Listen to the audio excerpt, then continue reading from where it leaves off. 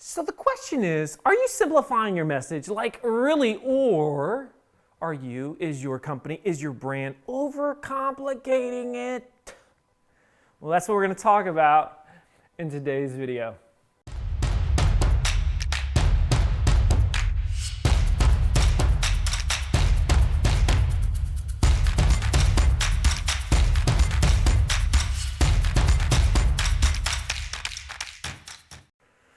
Hey folks, Marcus Sheridan here, and I tell you what, we gotta struggle here, especially with marketing departments around the world. We like to overcomplicate the things that we say, especially when we talk about that which we do as a company. You know, there's a couple reasons for this.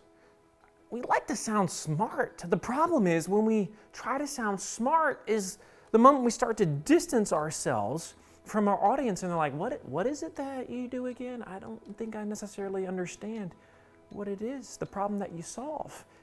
And plus, we're too technical. Let me give you an example of this, all right? And this is not necessarily a knock on anybody, but let me pull up my laptop here. Okay, it's my laptop. Now, let's say that I went online right now and I typed in the phrase content marketing. What is it going to tell me? All right, let me show you what it tells me. It says, a type of marketing that involves the creation and the sharing of online materials such as videos, blogs, and social media posts that does not explicitly promote a brand, but is intended to stimulate interest in its products or services.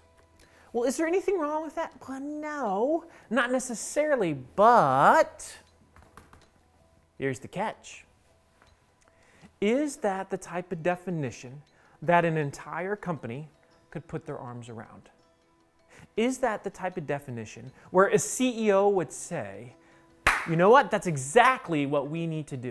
You know, there's a reason why over the course of the last 6 or 7 years, I don't do a lot of things well, but one thing I do a pretty darn good job at is getting buy-in for companies that are resisting, especially from leadership and sales, digital content or inbound marketing. And why? Because we don't talk about them like they're marketing.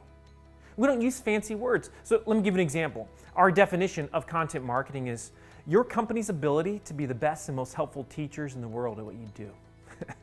That's it. That's it.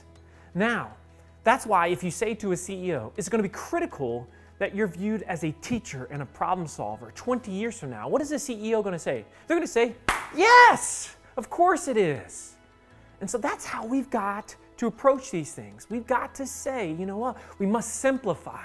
We must allow our team to put their arms around it, or our audience, or our readers. And if they can't repeat it simply, like they ask, you answer, if they can't say it to a peer, well then it's too complex, it's too jargon-filled.